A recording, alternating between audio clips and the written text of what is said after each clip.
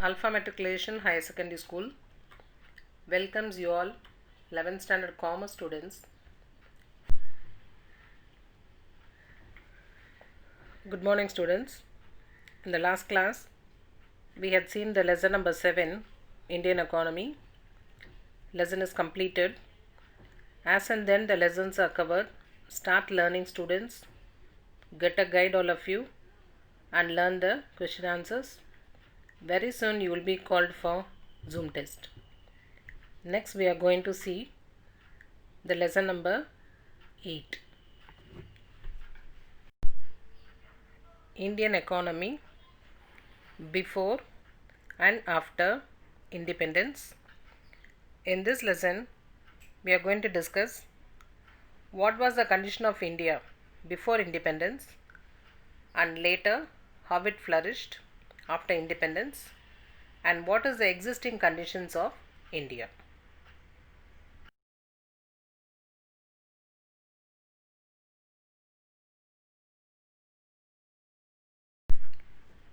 Learning objectives of the lesson: to understand the experience of India during British rule, to appreciate the efforts taken by the government of India after independence. Now let us see the introduction of the lesson. This chapter discusses the major events that took place in India before and after independence. India was a colony for a long period.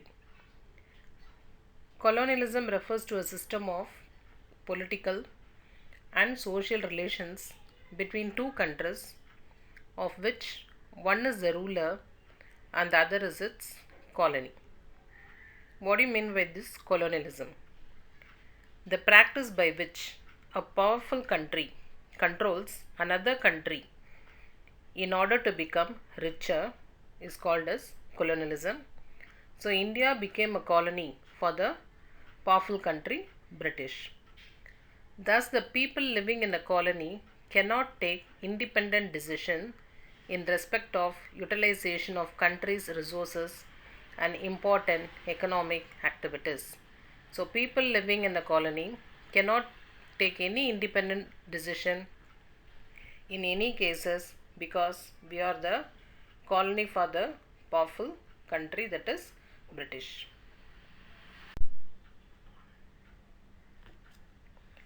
Indian economy during the British period. So Indian sea route trade to Europe started only after the arrival of Vasco da Gama in Calicut, India on May 20, 1498.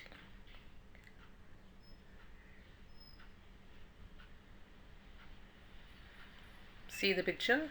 He is the one, Vasco da Gama, who found a new sea route to India. The Portuguese had traded in Goa as early as 1510. So the Portuguese were the first to enter to India and start the trade. In 1601, the East India Company was chartered, that is started. This is the East India Company building. In 1614, Sir Thomas Roe was successful in getting permission from Jahangir for setting up factories and slowly moved all parts of India. See, he is the one Jahangir, Sir Thomas Roe. He is asking permission from Jahangir to start the English East India Company. So slowly they started this English East India Company and set up their factories and moved to all parts of India. 100 years after Battle of Plassey, the rule of the East India Company finally did come to an end. So this is a picture of the Battle of Plassey.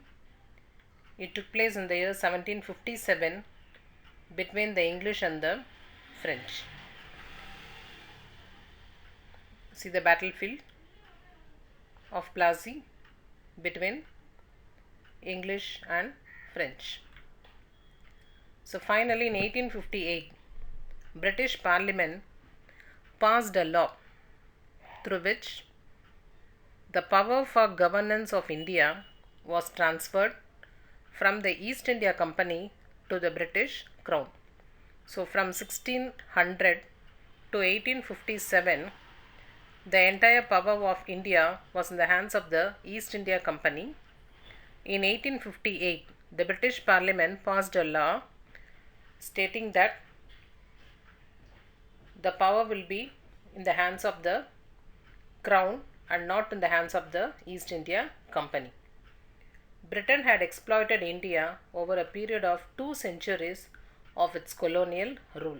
So British had exploited India, that is taken all our resources, that is meaning of exploited, for a period of over 2 centuries, 200 years of its colonial rule. India was once the richest country in the world. All the wealth of India had been taken by the Britain. Today Britain is a powerful country. One of the reasons is the wealth that has been taken from India. On the basis of the form of colonial exploitation, economic historians have divided the whole of the British period into 3 phases: the period of merchant capital, the period of industrial capital, the period of finance capital. Period of merchant capital. The period of merchant capital was from 1757 to 1813. So the British rule in India from the year 1757 to 1813 is called as the period of merchant capital. The only aim of the East India Company was to earn profit. So they came to India only to become the trader, and their main aim is to earn the profit by establishing a monopoly trade. That is, they decided to be the only trader for India. This was their aim. India became the best hunting ground for capital by the East India Company. India became the best market for them to sell all their goods. When Bengal and South India came under the political shake of the East India Company in 1750s and 1760s, the objective of monopoly trade was fulfilled.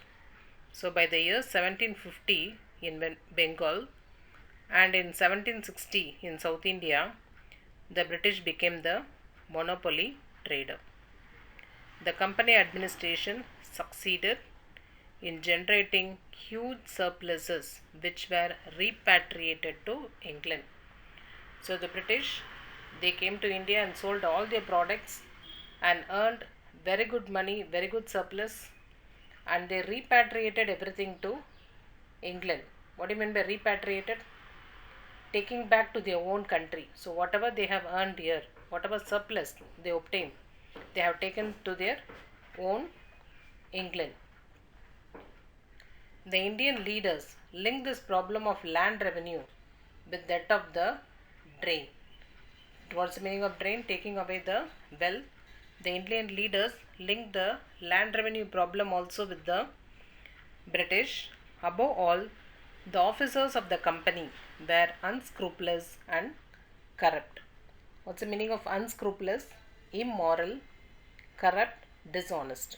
That is, the company officers were immoral and dishonest. So the period of British rule from 1757 to 1813 is called as the period of merchant capital.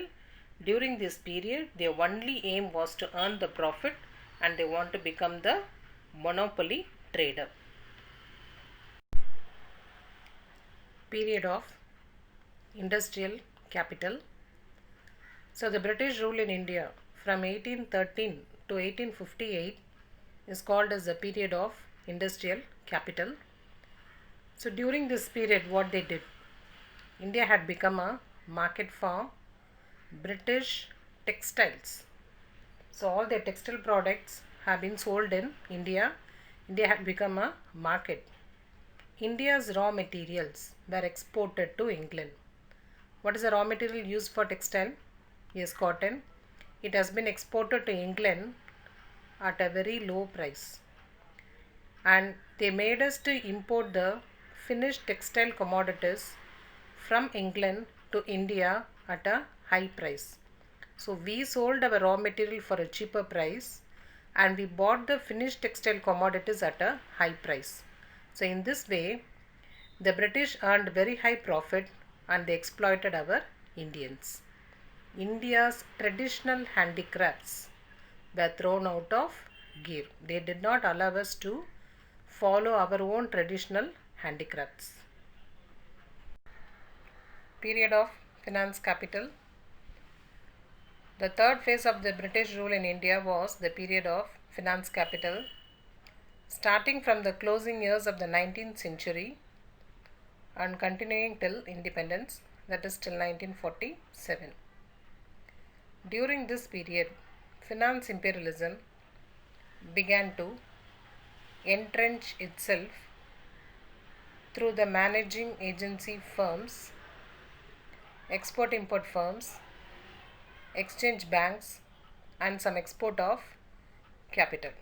So in the third phase, the British government started to give importance to the finance capital, and they have set up various firms like managing agency firm, export-import firm, exchange banks, and export of capital. They started to give importance to the finance capital.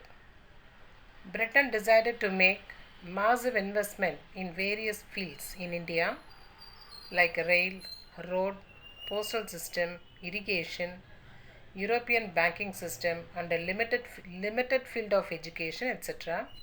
in India. How? By plundering Indian capital, by plundering, looting, taking away our own capital with our own Indian money. They decided to develop India by constructing various rail, road, postal, irrigation, banking, and education. Railway construction policy of the British led to unimaginable as well as uneconomic. British started to construct the railway system also. The poor Indian taxpayers had been compelled to finance for the construction of railways.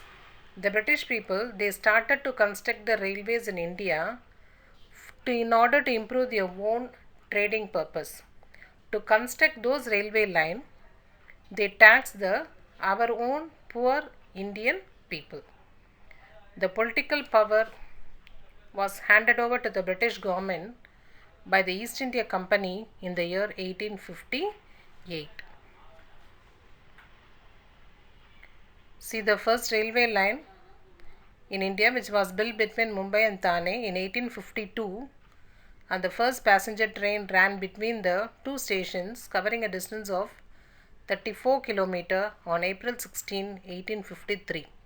In order to construct these railway line and to manufacture this rail, the British people taxed our own poor Indian people.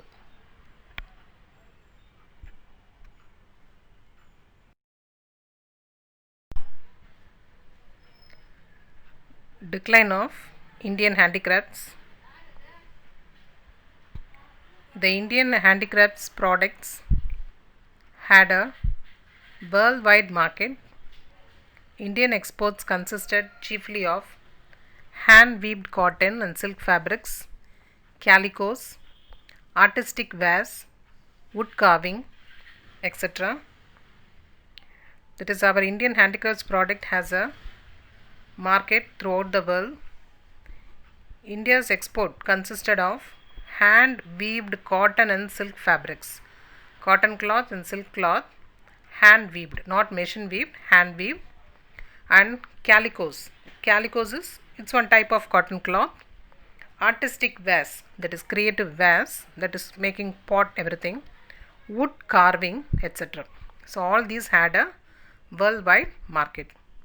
Through discriminatory tariff policy, the British government purposefully destroyed the handicrafts. The British government planned to destroy our Indian handicrafts so that their products can be sold in India. With the disappearance of Nawabs and kings, there was no one to protect Indian handicrafts. Nawab was not there, kings were not there, so there is no one to protect our Indian handicrafts. The British government started to play the autocratic rule.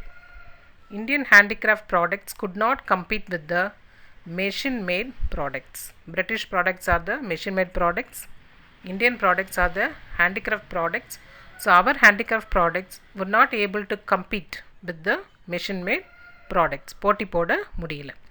The introduction of railways in India increased the domestic market for the British goods. The British introduced the railways in India so that they can sell their products throughout the domestic market in India.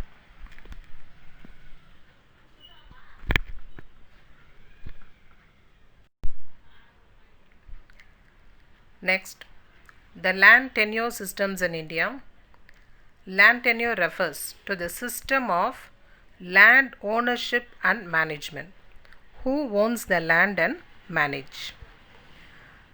The features that distinguish a land tenure system from the others relate to the following. We should answer these questions. That is, who owns the land? Who cultivates the land? Who is responsible for paying the land revenue to the government? So these are the three features that distinguish a land tenure system from the others. The three questions are: who owns the land? Who is the owner for the land? Who cultivates the land? Who will do the cultivation work there? Who is responsible for paying the land revenue to the government? Who will take the responsibility of paying the tax to the land tax to the government? So based on this, three different types of land tenure existed in India before independence. They were Zamindari system, Mahalwari system and the Rayatwari system. In these three systems, the owner differs, the cultivators differs and the taxpayers also differs.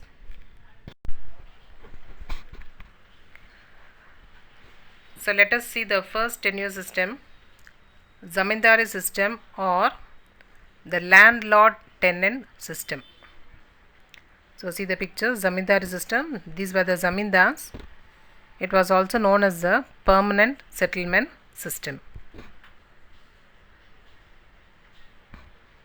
See another group of Zamindars.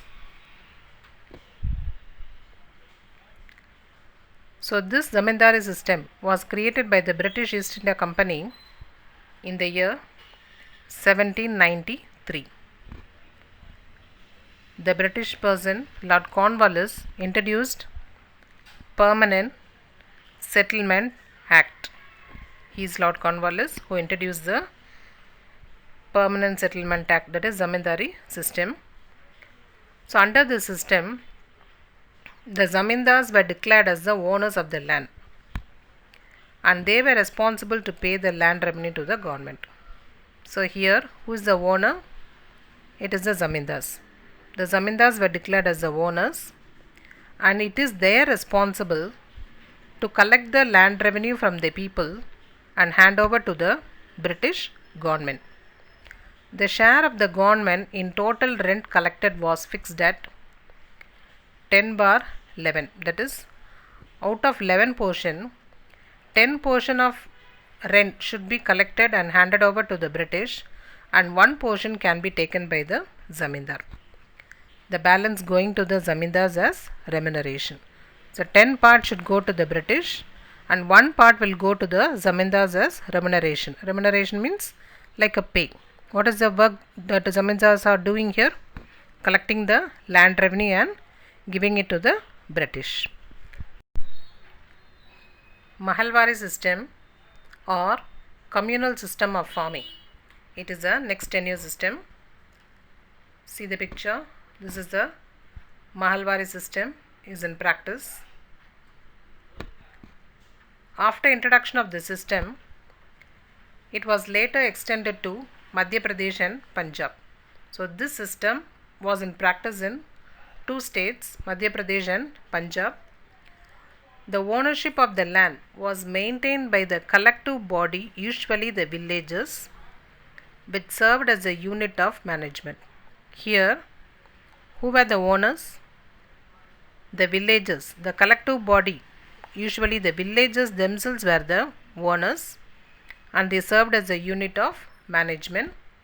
They distributed land among the peasants and collected revenue from them and paid to the state. That collective body, that villagers, distributed the land among the peasants, that is the farmers, and collected the revenue from them and paid to the state.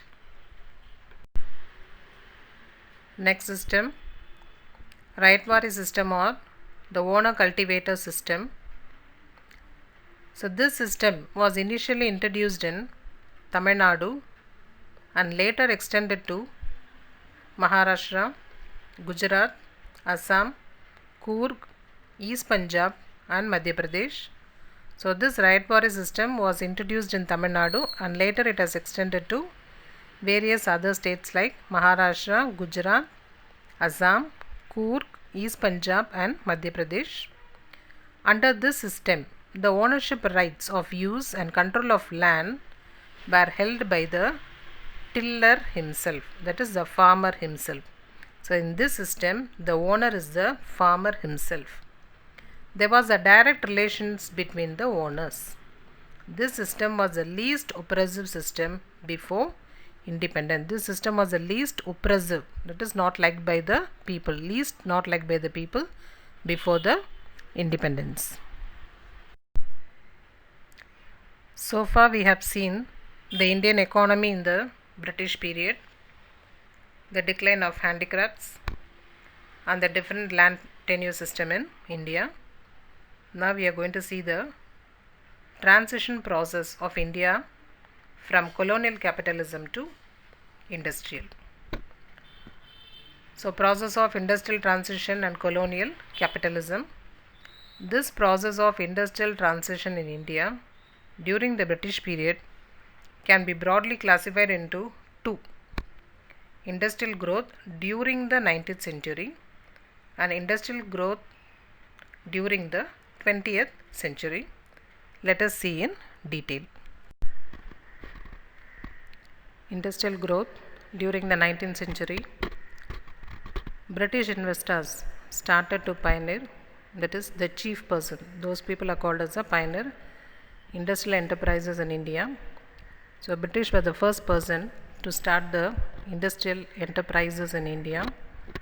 British enterprises also received maximum state support, that is people of India also supported that British industrial enterprises. Britishers initiated industrialization process in the 19th century. So they started to set up more number of industries in the 19th century. They were primarily interested in making profit and not in accelerating the economic growth. Their main aim was to get a profit. They are not interested in the growth of the India. So at the end of 19th century, they set up number of industries like 36 jute mills, 194 cotton mills and a good number of plantation industries. The production of coal had risen to over 6 million tons per annum. So they started to produce coal also. Industrial progress during the 20th century. So what happened in the 20th century? The first part of 20th century, Swadeshi movement stimulated the industrialization process in India. That is, stimulated, encouraged. The existing industries and new industries had maintained a slow but steady growth. So the existing industries and also the new industries maintained a steady growth till 1914. This time more than 70 cotton mills and 30 jute mills were set up by the British. Coal production was doubled. The foundation of iron and steel industry was laid. Railway network was extended. During the period 1924 to 39, various major industries like iron and steel, cotton textile, jute, matches, sugar, paper and pulp industry, etc. were brought under protection scheme. These protected industry captured the entire Indian market and eliminated foreign competition totally. So all these industries were set up by the Indians itself. So this has put an end to the foreign competition. British rule tried to transform the Indian economy as a producer of industrial raw materials and tried to capture Indian market. So British rule tried to transform the Indian economy as a producer of industrial raw materials, and they also tried to capture our Indian market.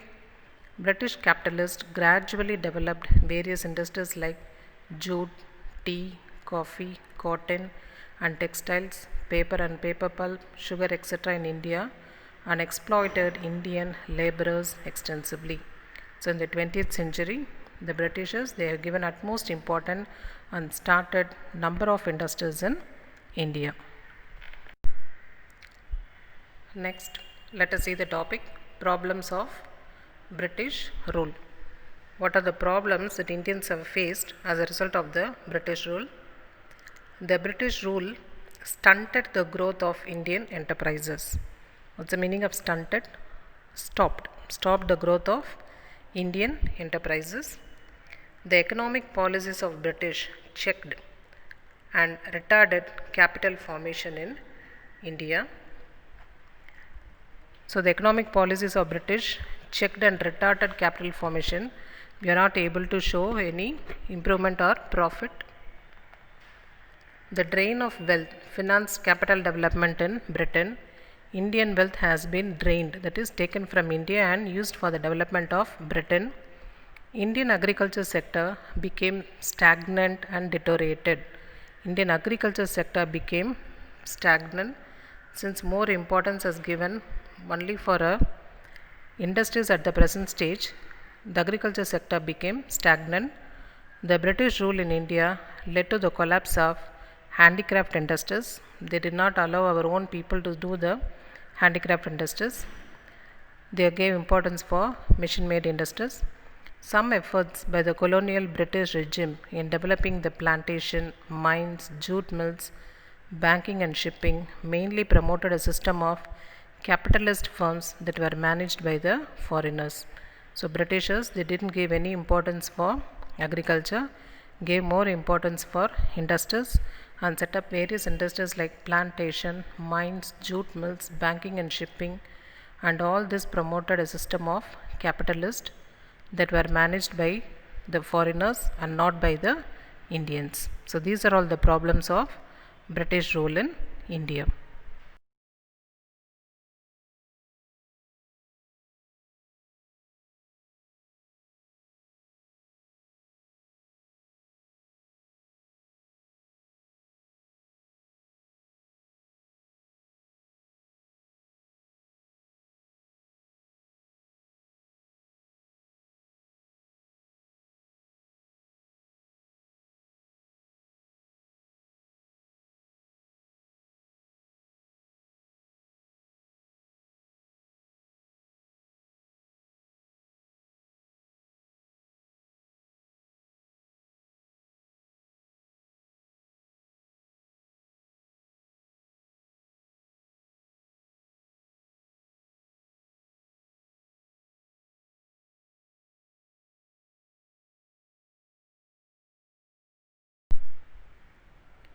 Important industrial policies prior to 1991. So India is Asia's third largest economy. Asia's third largest economy is India. The 70 years of independence have brought a remarkable change in the socio-economic landscape of India. So 70 years of independence have brought a remarkable change in the economic landscape of India. Economic development of a country particularly depends on the process of industrialization. If any country, if it has to develop, it has to concentrate on industries. At the time of independence, India inherited a weak and shallow industrial base. At the time of independence, when the British left us, our industrial base is very weak. During the post-independence period, the Government of India took special emphasis, gave utmost importance for the development of a solid industrial base. The industrial policy resolutions of 1948 and 1956 clearly stated the need for developing both small scale industries and large scale industries. So, when the British left India, our industrial base is very weak. So, our Indian government passed a new industrial policy in the year 1948 and 1956 and decided to improve the both small scale industries as well as the large scale industries. So, let us now see the first industrial policy which was introduced in 1948. The Government of India declared its first industrial policy on 6th April 1948. The main importance of this policy was that it assured, that is brought in India, a system of mixed economy. I hope you know what you mean by mixed economy, coexistence of the private sector and the public sector. So, industries were classified into 4 groups such as public sector, public cum private sector, controlled private sector, private and cooperative sectors. So, in India, the entire industries were divided into 4 groups. First group is public sector, which is fully under the control of the government, public cum private, maintained by both the government as well as the private. Next one, controlled private sector, that is controlled full and full by the private. Next one, private and cooperative sectors. This policy was introduced to protect cottage and small scale industries. The central and state government had a virtual monopoly in railroads and exclusive rights to develop minerals, iron ore, etc. Certain field was not given to the private sector at all. It was only in the hands of both the central government or in the state government. Which one? The monopoly in rail, road, minerals, iron ore, minerals, etc. The government encouraged the significance of foreign capital for industrialization. That is, India invited the foreigners to come and invest in India so that we can develop our industrialization. Next industrial policy introduced by India in 1956. So, the industrial policy of 1956 sought to give a dominant role to public sector. So, this policy was introduced in order to give a dominant role to the public sector, that is government sector.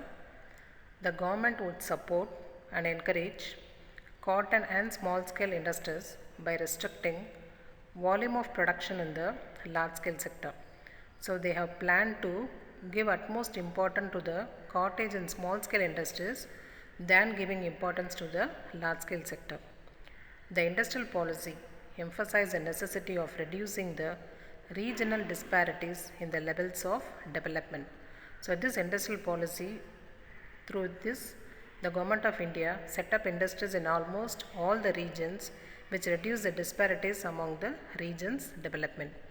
The government recognized the need for foreign capital for progressive Indianization of foreign concern. The government decided to invite more and more foreign people to come and invest in India so that our industries would be improved. So, these are all the importance given during the industrial policy of 1956. Next topic, we are going to discuss about the Green Revolution. The term Green Revolution refers to production of more and more agricultural products. It is a technological breakthrough of agriculture practices. During 1960s, the traditional agricultural practice were gradually replaced by modern technology and agricultural practices in India. It is what happened in 1960s. Our old method of practicing agriculture was replaced by new modern technology in the field of agriculture.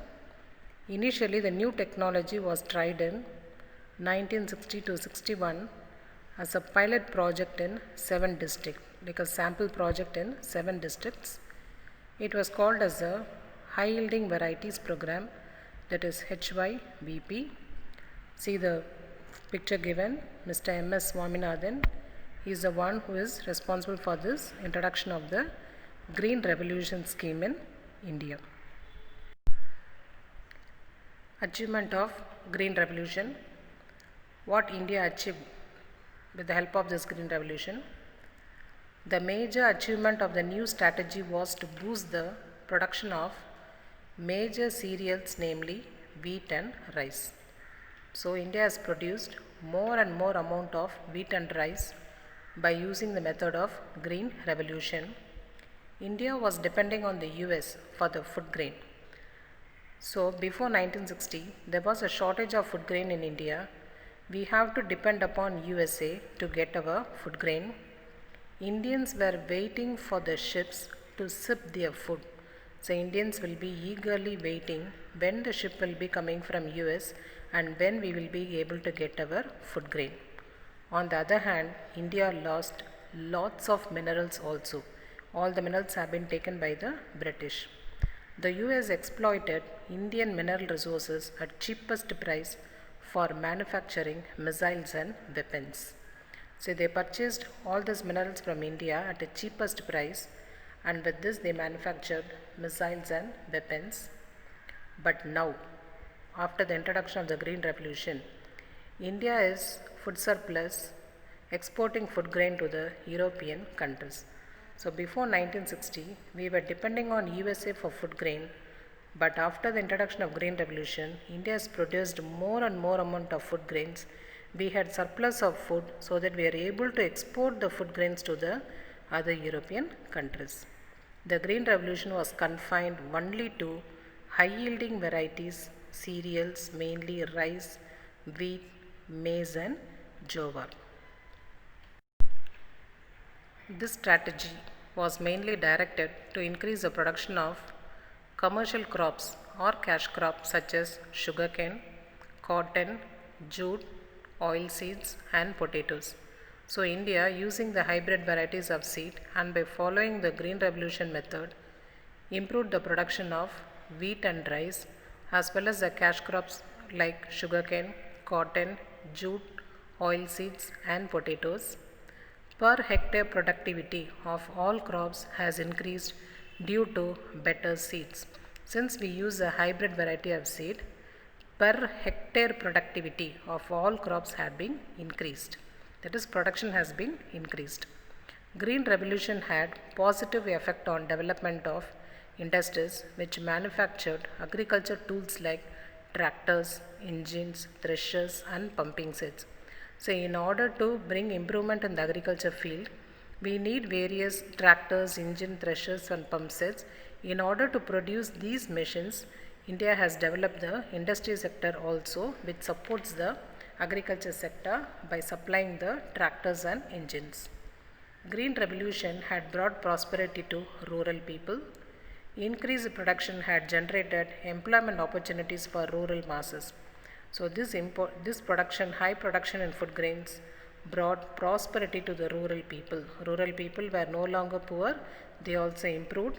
Increased production has generated employment opportunities. That is, job has been given for many persons for rural masses. Due to this, their standard of living had increased. The standard of living of the village people also increased due to this Green Revolution scheme. Due to multiple cropping and more use of chemical fertilizer, the demand for labor also increased. Multiple cropping, before in one field only one particular crop will be cultivated, that is called as a monocropping. Multiple cropping, in same field different types of crops will be keep on cultivated in a rotation manner, that is called as a multiple cropping. To do all these works, they were in need of more labor, so the demand for labor also increased. Financial resources were provided by banks and cooperative societies. These banks provided loans to farmers on very easy terms. Yes, even though this Green Revolution was a great success, it had its own weaknesses too. What are they? Indian agriculture was still a gamble of the monsoon. So India's agriculture entirely depends upon the monsoon. It is based on the rain. But Indian monsoon is a gamble. What's the meaning of gambling? Risk taking. That is, we cannot entirely depend upon this monsoon. Some year, this monsoon will come soon and go soon. Sometimes it comes very late and go very late. Sometimes this monsoon will come soon and go late. Sometimes this monsoon will come late and go soon. So we cannot correctly predict and say this monsoon will come in this particular date and day and time. That's what we are saying, it is a gamble of the monsoon.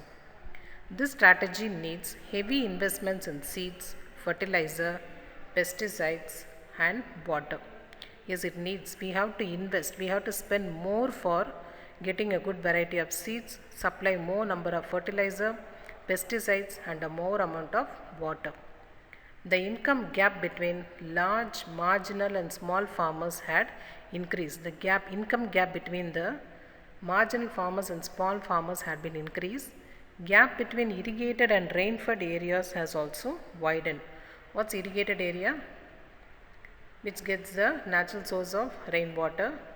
Rain-fed areas, which is away from the rainwater, has also widened. Farm mechanization has created widespread unemployment among agricultural laborers in the rural areas. Before, in the field, every work will be done only by the people, that is by the villagers. But now, due to mechanization, instead of laborers, the machines are doing the work. So, most of the Indian people, most of the Indian village people have become unemployed. Large chemical use and inorganic materials reduce the soil fertility and spoiled human health. So in order to get more production, we started to introduce more amount of fertilizers, which is very bad for the soil as well as for the human health. Now organic farming is being encouraged. Now the next topic, second green revolution. The government of India had implemented second green revolution to achieve higher agricultural growth. So the government of India has introduced this second green revolution. The main aim was what? To get a higher agricultural growth. The target of second green revolution was to increase 400 million tons of food grain production as against about 214 million tons in 2006 and 7. So the main target fixed in the second green revolution was that in 2006-7, India was able to produce only 214 million tons of food grains. Now they put it as a challenge to produce 400 million tons of food grain by the year 2020. So this is to be achieved by 2020. In agriculture sector, the growth rate of 5% to 6% has to be maintained over next 15 years. So these are the three main points they have discussed. That is, they have introduced the second green revolution to achieve higher agricultural growth. Second, they have to produce 400 million tons of food grain. Third, this they have to achieve it by 2020, and they have to maintain the growth rate of 5 to 6% for the next 15 years. Requirements of second green revolution. So in order to achieve our target, what are all the requirements? Introduction of genetically modified seeds which double the per acreage production. So we have to get genetically modified hybrid variety seed which will double the per acre production. Next, contribution of private sector to market the usage of genetically modified foods.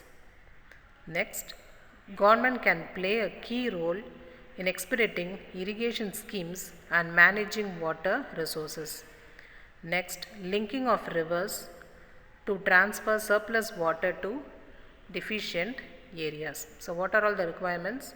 First, we have to get a genetically modified seed. Second one, private sector should take responsibilities to market the usage of the genetically modified foods. Then government should play a key role for the proper irrigation schemes and manage the good water resources. Next, linking of rivers, that is joining of rivers to transfer surplus water to the deficient areas, that is giving water in the place where there is no water at all. That is called as the linking of water to transfer surplus water to deficient areas. So these are all the requirements of second green revolution which is needed to achieve our target of 2020 of producing 400 million tons of food grains. Yes students, we have come to the end of the class. Lesson is not yet over. I will see you again in the part 2 next class. Thank you.